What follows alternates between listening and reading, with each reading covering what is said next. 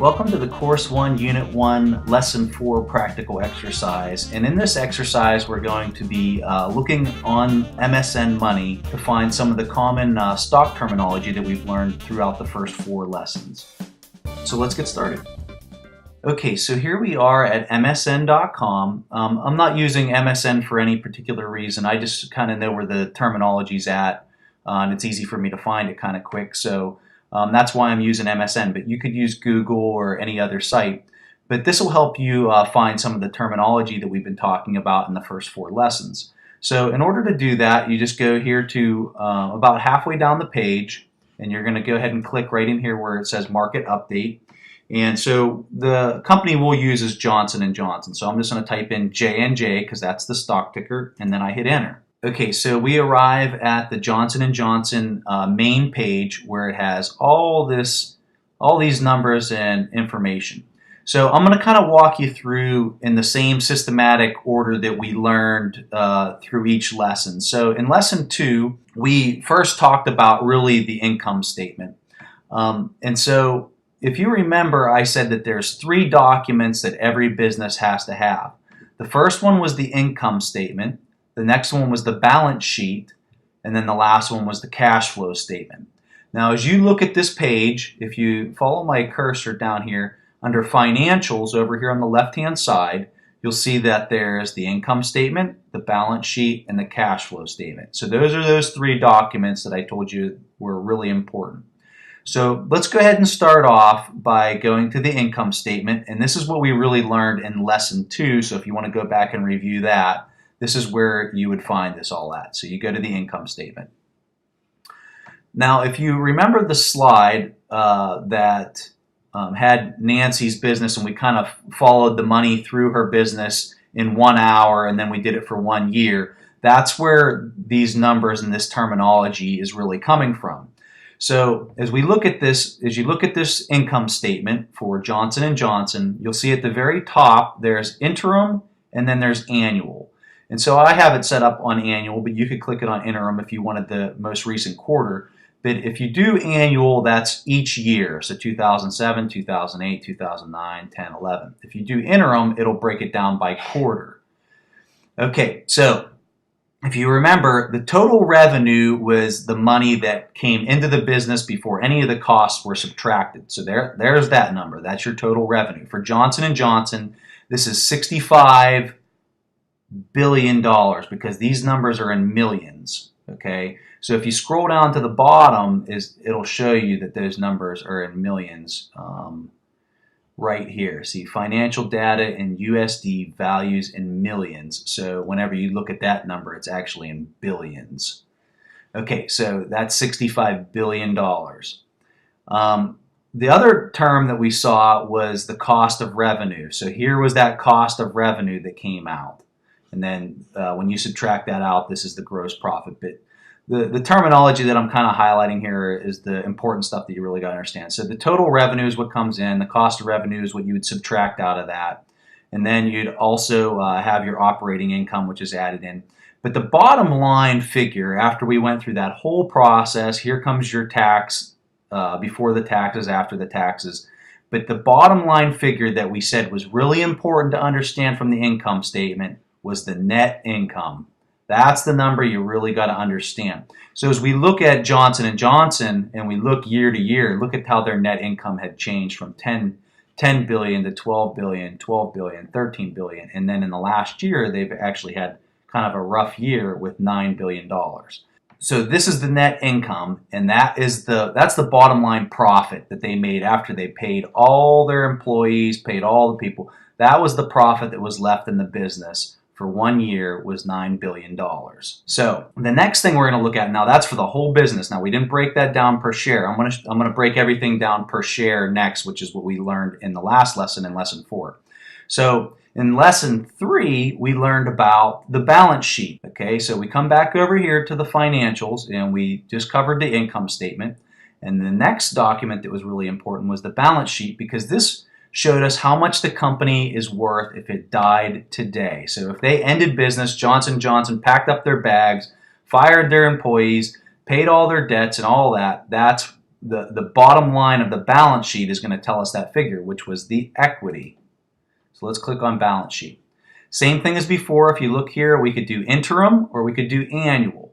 I would recommend clicking it on interim because that's going to give you the most current quarter of what the company's worth right now. You don't really want to know what the company was worth a year ago. You want to know what it's worth right now in the most recent quarter.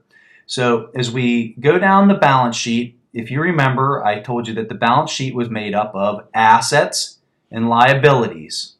Okay, so the total assets right here listed, and these numbers are in millions as well, so that's $113 billion is the total assets that the company is claiming on their balance sheet.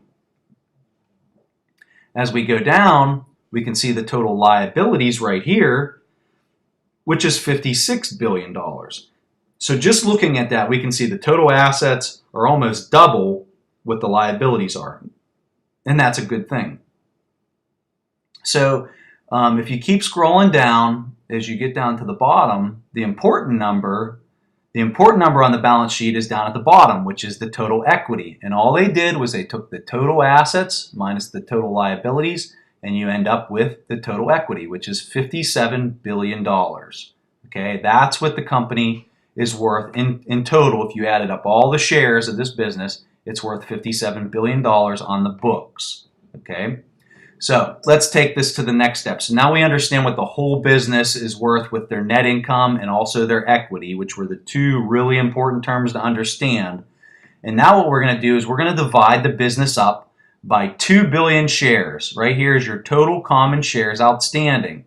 And you see it says 2,724,000,000. Remember, all these values are in millions. So let's divide up this company by that many shares, and let's start seeing what one share is worth when we look at the equity and we look at the net income. So in order to see that, let's go back to the top level page. So I'm just going to go back. I'm going to type in J&J to take me back to the top level page.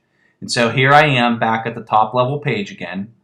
And as we scroll down, we can look at the EPS. And if you remember, the EPS represented, when we looked at the whole business, that was net income. When we break it down to just one share, that's the earnings per share, the EPS. And that is $3.48. So when we took all those shares outstanding, which was 2.75 billion shares outstanding, there's the number again right there. The EPS, the earnings for one share, was $3.48. Now the book value, which is from the balance sheet, if you take that balance sheet and you looked at the equity and you divided out all these shares, it would give you the book value. Unfortunately, they don't have the book value listed on the top page. You have to go to financial highlights, I believe. Let me click there. Okay, and then right here you can see the book value is listed. Now if you wanted to calculate the book value, just go to that balance sheet, you'd take the equity divided by all those shares, and it's going to give you this number right here. It's going to give you the book value. So the book value for this company is $20.95.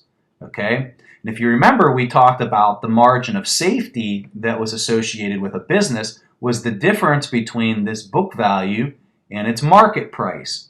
So let's go to the market price, which will be the last thing that I show you here. And as we look, right up here is your market price of $64.22.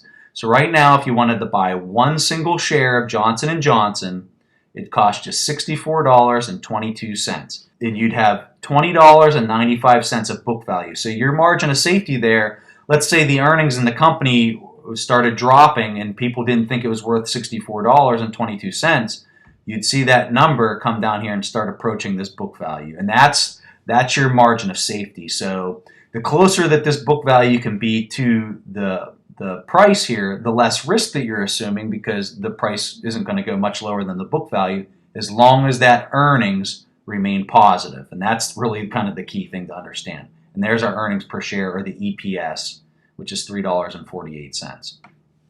So I told you that was going to be the last term that I showed you, but I lied. I've got one more that we learned, which was the price to earnings, the PE ratio, and I want to show you that. So just look, if you were going to do the math, the price is $64.22, and you take that and divide it by the EPS, which is the earnings per share, which is right here, which is $3.48.